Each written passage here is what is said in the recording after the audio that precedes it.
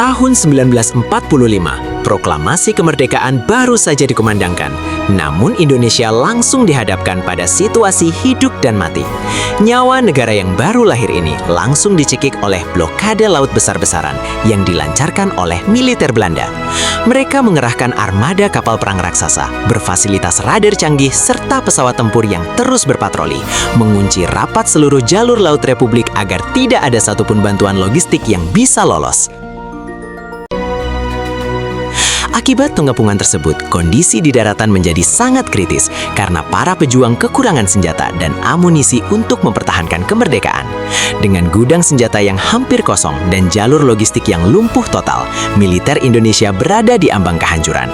Di tengah situasi yang tampak tanpa harapan ini, pemerintah membutuhkan sebuah keajaiban atau seseorang yang cukup gila untuk menembus barikade maut tersebut. Di saat genting itulah, seorang pelaut jenius keturunan Tionghoa bernama John Lee muncul mengambil tanggung jawab besar tersebut. Dengan latar belakang keahlian navigasi yang luar biasa dan nyali yang dibakar oleh semangat nasionalisme, ia mengajukan diri untuk memimpin misi penyelundupan paling berbahaya dalam sejarah kemerdekaan. Kehadirannya menjadi jawaban yang tidak masuk akal, sekaligus ancaman tak terlihat bagi armada laut Belanda. Pada tahun 1947, operasi rahasia ini dimulai. Alih-alih menggunakan kapal militer yang kokoh dan mewah, John Lee justru memilih mengandalkan sebuah kapal cepat kecil berbahan bodi kayu tua yang sudah berusia 15 tahun.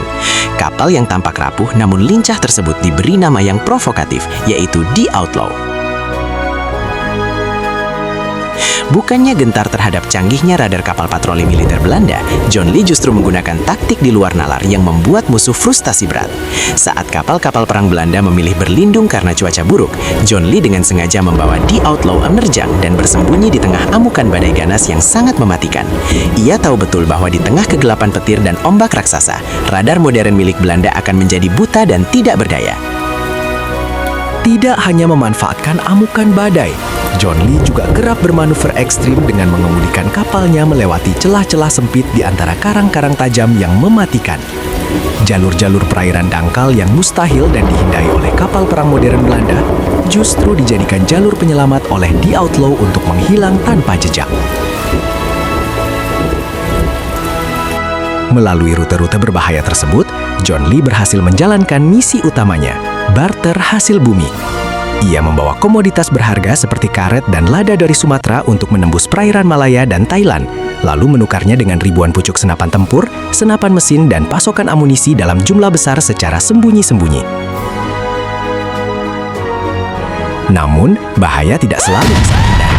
Puncaknya terjadi ketika The Outlaw akhirnya terdeteksi dan dikepung rapat oleh armada Belanda di tengah laut yang gelap. Cahaya lampu sorot menyergap kapal kayu tersebut, disusul dentuman meriam dari jarak dekat yang menghujani sekeliling mereka dengan ledakan hairi yang dahsyat. Komandan Belanda mengira malam itu akan menjadi akhir dari sang penyelundup legendaris. Menolak untuk menyerah, John Lee mengambil keputusan paling nekat dalam hidupnya dengan memacu mesin kapal kayu itu sekuat tenaga demi menerjang langsung ombak tinggi yang gelap gulita. Di tengah hujan peluru dan kekacauan malam, The Outlaw meluncur gesit layaknya hantu di atas air, membalas kepungan dengan manuver gila yang membuat kapal-kapal pengejar Belanda kehilangan arah dan saling membentur ombak besar hingga frustasi. Aksi heroik dan dedikasi nyawa John Lee dalam menyuplai ribuan senjata tempur ini pada akhirnya berhasil menyelamatkan Republik dari kekalahan. Pasokan senjata yang ia bawa melewati blokade maut tersebut menjadi urat nadi utama yang menjaga perlawanan militer Indonesia tetap menyala hingga kedaulatan negara diakui sepenuhnya. Atas jasa luar biasanya, sang pelaut jenius ini pun abadi sebagai salah satu pahlawan nasional Indonesia.